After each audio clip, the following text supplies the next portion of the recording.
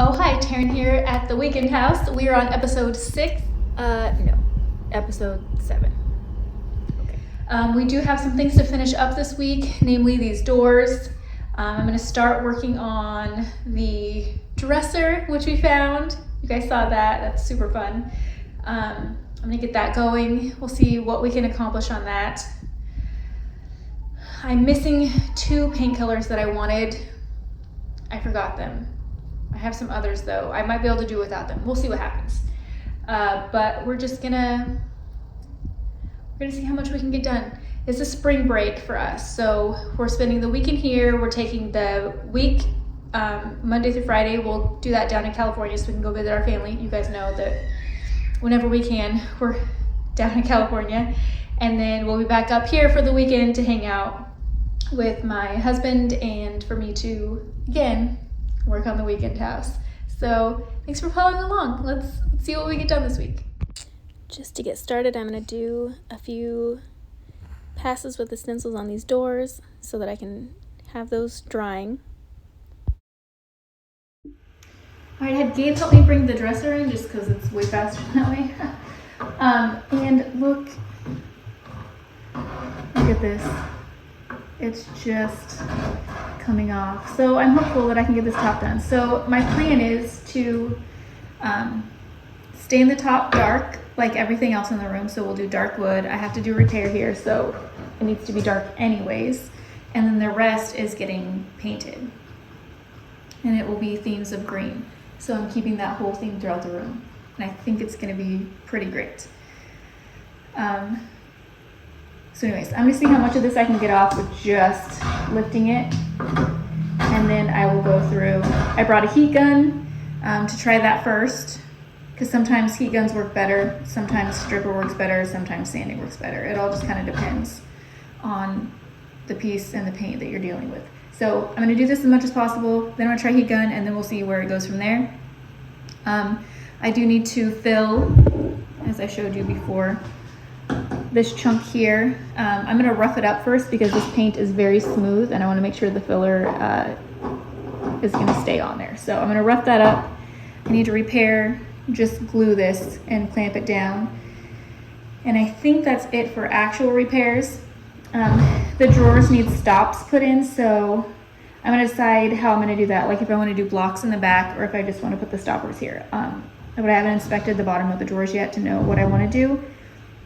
And then we'll look at the glides too. So we've got a few things to look at, but only 2, well, I guess 3 counting this corner, bigger repairs. And then, yeah, so I'm gonna get started on this. So this was hands down the easiest paint removal I've ever done, just because it was so diminished anyways.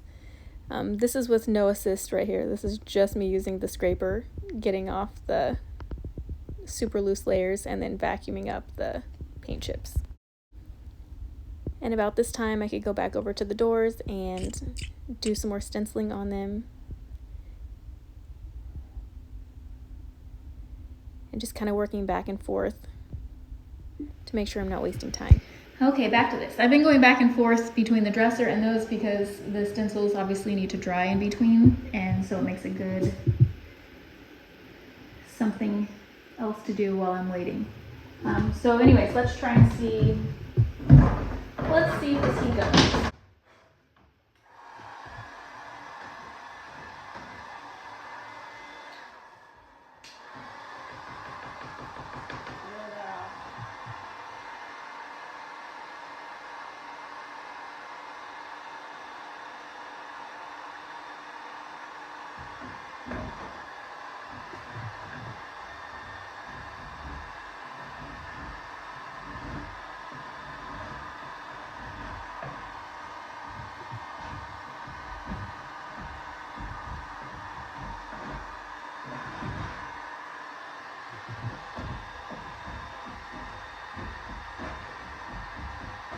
All right, I think we have our answer. That was super easy, and I'm just gonna continue with this.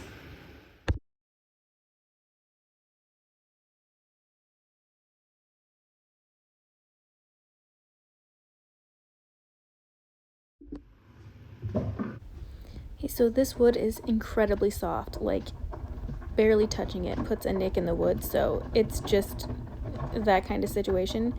So I'm not going to sand this, obviously, because that wouldn't make any sense to make it smooth. This way, where it's all jagged and me just digging into it, is going to give a better surface for the filler to adhere to.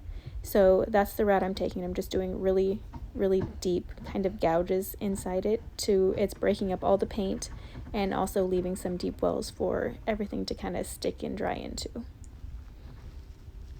But this one over here, we can make sure that one's cleaned up. And this is just, you know, your typical repair. I'm just making sure that I have enough glue everywhere, it's covered on the surface, and that it will have a little squeeze out when I push the piece back down. When I push it back down, I want to make sure that it's perfectly aligned where it is supposed to go. I'll wipe off the excess glue, and then I will just clamp it up and leave that overnight.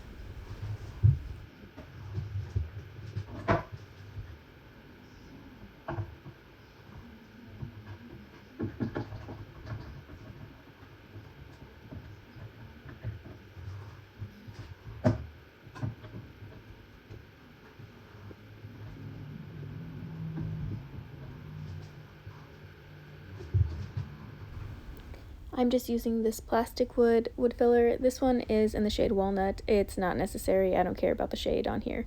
However, it does come in handy because this is the same stuff that I'm going to use on the top repair, and I want to make sure that this stuff is stainable and it's dark already, so it will help just take the stain color a little better. And then this I'm going to do 2 layers of this, so get this one down so it has time to dry. Okay, I'm building it up this much here. I'm gonna leave it, let this dry, and then I'll come back and add more because this is such a big fill. I don't want it all to be one big chunk. Gonna let it dry up. That way I don't have a soft spot in the middle, and it'll just go in layers.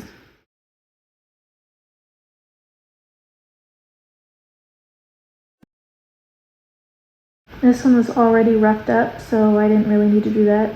Make sure I'm overfilling it. This one isn't as deep as the other one, so I can do it in one round. And I'm overfilling so that I can sand it back. This is stainable and it's dark, so it should stain with the top. I actually don't have the highest of hopes for this top because the wood itself isn't great. It's probably why it was painted initially. I think this was always painted. I doubt it was ever solid wood. Well, it is solid wood, but I mean, you know, I doubt they left it natural.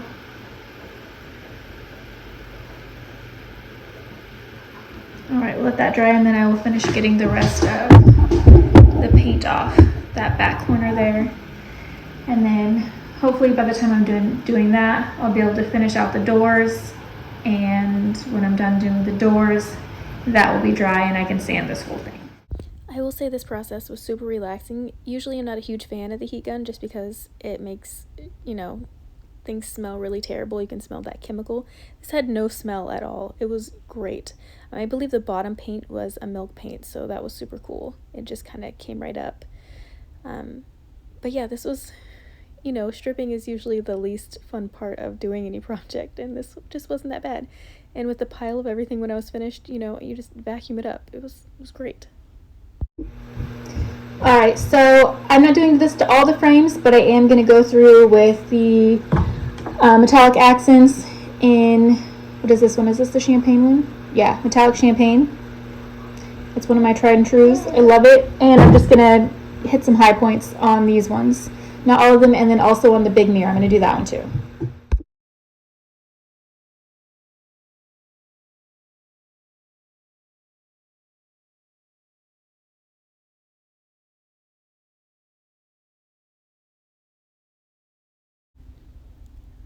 This part's always so satisfying, just hitting all the details and making them pop, but on this huge mirror, it was so cool because it's so detailed in like every part of it. I'm very excited to see what this is going to look like.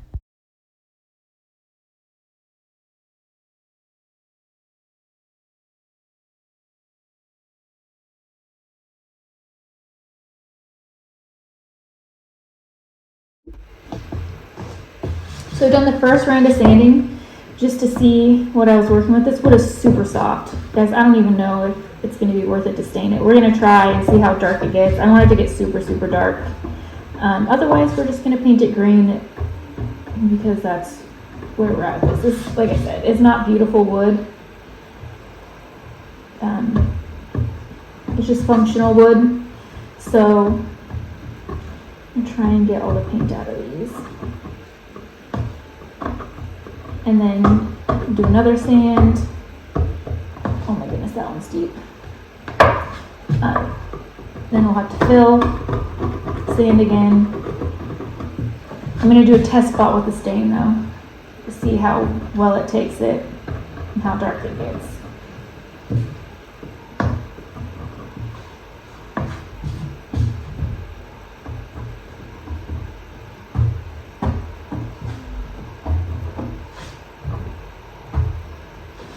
Also, this is like the best scraper I've ever had. It's very sharp. It's sharp here and here, and then this works great around edges.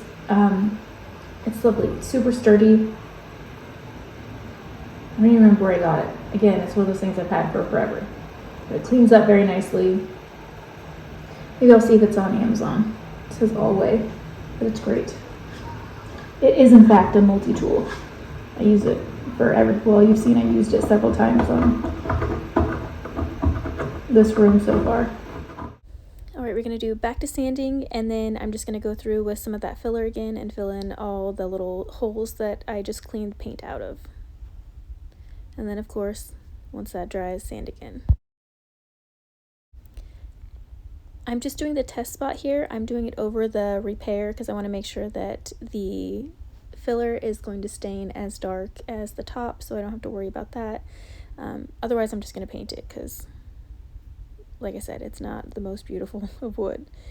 And it has some stains and some burn marks and some other things. So if I can get it dark enough, great. It will match the wood in the room. And if not, that's fine too. We'll make it green. It was very exciting. It looked like it's going to work out. So I'm just going to do a quick hand sand to make sure that everything's cleaned up off this, wipe it back, and then go ahead and put the chocolate brown on the top of this. This wood was just like a sponge. It just totally absorbed the scent. It was great. It worked so well. It was exciting. So then once I get this on, I let it dry, and then I'm just going to go in with my Varathane. This is the Satin Poly. I'm using my little sponge brush I told you guys about. I'll have it slightly dampened as per usual. When I do my paints and like these cans of poly, if I can swirl them, this one's halfway down, so it makes it really easy. It doesn't make any bubbles, and it still mixes it up really nicely. So that's a fun tip if you are someone who hates to shake up their paint. And I am not one to stick a stick in there. I hate it because then you just have this stick with its end all messy. It drives me crazy. Anyways, I'm throwing this on. Like I said, my sponge is damp so it doesn't soak up everything. I'm going to put fairly thick amount on the brush, kind of get it on, and then I smooth it out as I go, and I work in very long, smooth, straight strokes and clean them up as I go, because you don't want to keep running over the top of it as it starts drying. You want to make sure that you smooth it out while it's still wet.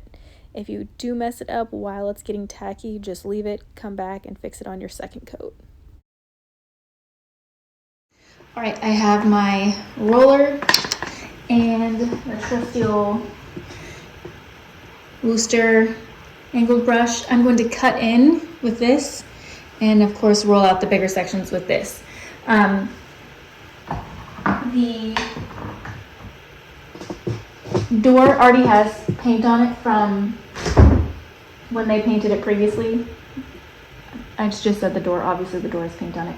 But the trim already has some paint on it, so I'm not too terribly worried. I'm gonna have to go through and figure out how to clean that up, touch it up later, because it needs to be done anyways. So if I get a little paint on there, it's not gonna be the end of the world. So I'm just gonna go around, trim through on this door and the other door, wowza, and get these guys painted up. It's fun. You can see like this is kind of, the white that they had in here was kind of like a pinky beige white, and it's so much darker than just this really bright white over here. So this is the white on the left that we're gonna have on the door.